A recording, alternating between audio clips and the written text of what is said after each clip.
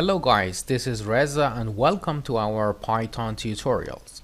In this tutorial we're going to talk about loops. And loops are very useful in Python because if you want to repeat an action for a specific number of times, it is not a good idea to rewrite the code. We have to use loops in Python in order to repeat actions.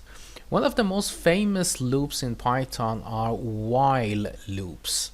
And today we're going to go in details talking about while loops, and we will design a guessing game that user 1 has to determine a number and user 2 guesses the number. But first of all, let's see what while loops look like. One way to implement while loops is to have a counter. Imagine that we have a variable called I and we start the value with 0. And then inside our program, we want to add numbers to y and print them 5 times. So we will write while I is less than 5, colon.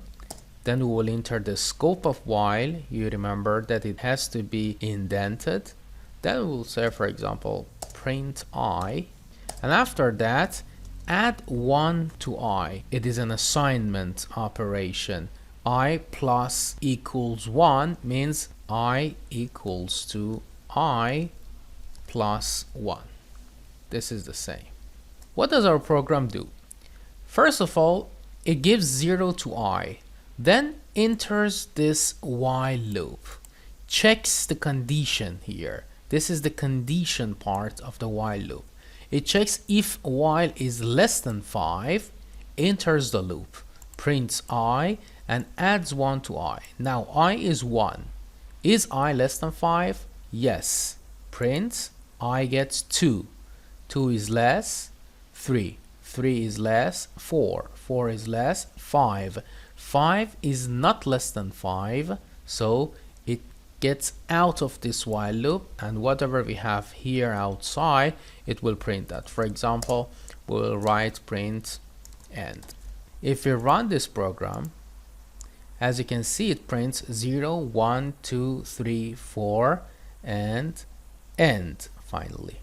So we have entered this while loop 5 times. But this is a very simple example of how while loops work. They need a condition here. While the condition is satisfied, we enter the while loop. But now we want to write a very nice program which is a guessing number. In our guessing number, we have got 2 players. Player 1 inserts a number, and then player 2 must guess the number. The number must be from 1 to 50. And player 2 has only 5 guesses to get to the number. You remember that we get the numbers by using input. We call the variable as answer because this is the answer to our guess number game.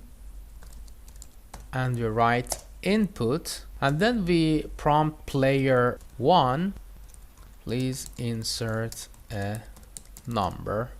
And then we have to clearly inform the user that your number must be from 1 to 50.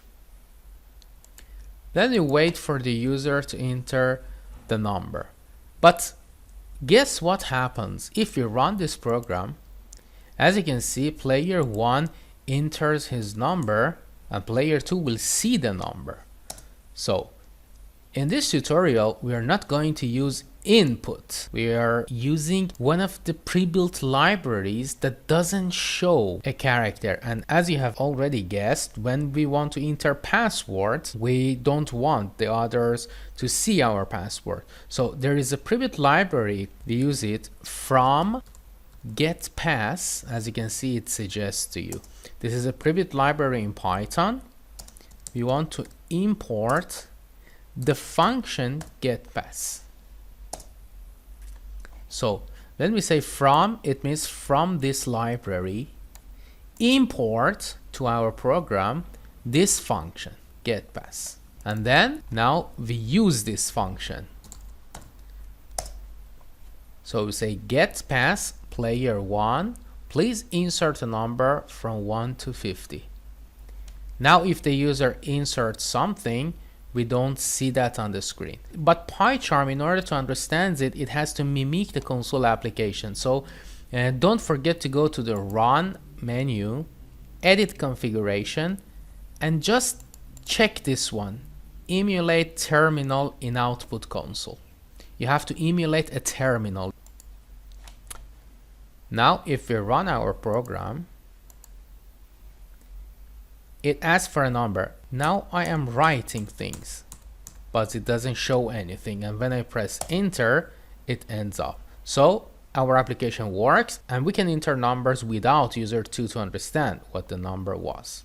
Since our number must be an integer number and getPass, like input function, returns a string, we have to convert it. So answer equals to int. We want to convert string to int, and again answer. So now answer contains an integer number.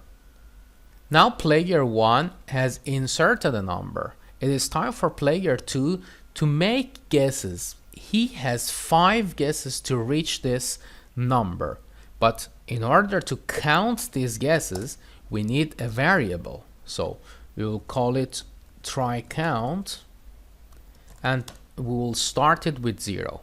This variable counts the number of times that the user guesses. And then we need another variable to understand when the user has finally reached the number, found out the number. So we'll call it, for example, is correct. And because the user hasn't understood it yet, we will start it with false. We have set all the variables. Let's create a while loop. But what is the condition that we get out of this while loop and finish the game? There are 2 conditions. First, if the number of guesses is more than or equal to 5. So if try count is less than 5, we will continue. If not, we will get out. So one of the conditions that we go inside this while loop and ask for the user to guess a number is that the try count is not still 5, 0, 1, 2, 3, 4. And because both of these conditions should be satisfied.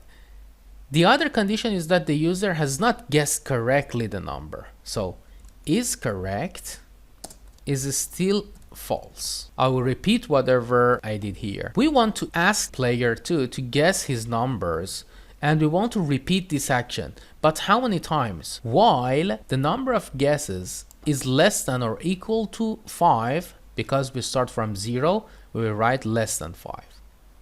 And the user hasn't reached the final number.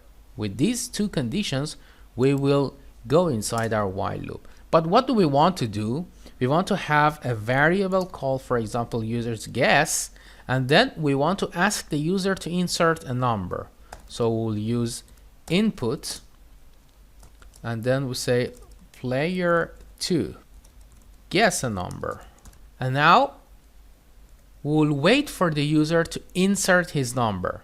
As you remember, input returns a string value. So we can here convert this string to an integer number. So input gets out the string value of what user has inserted. We will change it into a number and we'll put in this variable. Now guess contains user's guesses. And now we have to check if the user has guessed correctly or not. We will come here, if, and be careful, we are still inside the while loop because we are writing indented, and every iteration of this while loop will execute all of the lines inside here. If answer equals to guess, what do we do? If the answer is correct, we will print to the user player 2 you won, because player 2 has guessed correctly. But if we finish it up here, it will enter and ask again. So we will set this is correct to true, because we don't want this while loop to be repeated again. This was for the first condition. But else if, elif, you remember in the if statements, else if answer is greater than guess. We want to inform the user that the answer is greater than, and then the number that user inserted, which was guess. We have to change it to string guess. Now what we have to do, because we are letting the user to guess another time, we have to increase this try count, because one guess is done. So try count plus equals to 1. So far we have covered if answer is equal to guess, if answer is greater than guess, and finally we have to cover the last condition, which is answer is less than guess. We'll just write else, because this is the only other possible solution. If this one and this one are not satisfied, for sure answer is less than guess. I will copy these two lines and paste here. Only I will say answer is less than guess, and then we will increase try count. It is important to notice that in each iteration only one of these three will be executed. If it is equal, this one gets executed. If it is more than guess, this one and this one. So we will repeat it until this try count reached 5. If it gets 5, we will get out. It means that the user has guessed 5 times. Or until this is correct, gets true here. If the user answers correctly, we will inform him. But what if the user hasn't answered correctly and we have reached 5? So when the application ends up here, we will check if is correct equals to false. It means that we have gotten out of this while loop, not for this reason, but for this reason. If is correct is still false, it means user 1 has won the game. So we'll just print this line and change this one to 1. So here we are sure that user 1 has won the game and the game is finished. Let's trace all the program together. First, we have imported get pass because we didn't want the number that user 1 inserts be seen by second player. So we imported get pass from library get pass, and then we ask user 1 to insert his number from 1 to 50. We transform this number from string to integer. Then we declare two variables, one for counting the number of guesses that the user makes, and the other one for checking whether the user has guessed correctly. And then we enter a while loop. We will ask the user to guess, guess, and guess. But if the user guesses 5 times, we will get out. We are not going to let him guess anymore. Or if the user guessed correctly, again we will get out and then we will exit the program. But inside each guess, what do we do? First, we ask the user to guess a number. We will check this number with the answer that user 1 inserted. If it is equal, we prompt the user, you are correct, and we set this one to correct, so the next time it doesn't enter and the program finishes. If the answer is greater, we will inform the user so that the user can guess the next time more precisely. And finally, if the answer is less than guess, we will again prompt the user. For both these cases, we will add 1 guess to the count of guesses, so that if we reach 5, we get out. But if we get out, if the user has answered correctly and has gotten out for this reason, it means is correct is true, we will check. We will do nothing because we have prompted the users, the players, that player 2 has won. But if we get out of this while loop because this try count has reached 5, it means that user 1 has won the game. We have to prompt the user. So this one is false. User 1 has won the game. Let's run the program and play. User 1 has to guess a number. I will insert a number, maybe 35, but you cannot see this. But the entered number was 35. Now player 2 has to guess a number. He will guess, for example, 24. Answer is more than 24. The user inserts, for example, 46. Answer is less than 46. So the user knows it is between 24 and 46. So the user may insert 30. Answer is more than 30. The user inserts 38. Say answer is less than 38. The user inserts 36. It is not correct, and the game is finished. So player 1 won the game. Let's play it once more. Insert a number, for example 25. User 1 guesses 40, less than 40, 30, less than 30, 20, more than 20.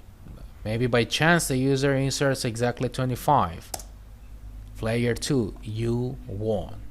So this is a guessing number.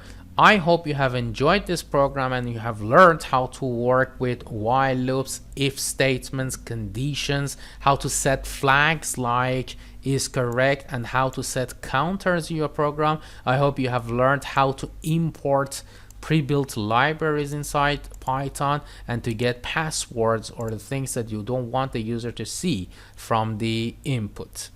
If you have got any questions, please ask me in the comments below. I will answer you as soon as I can.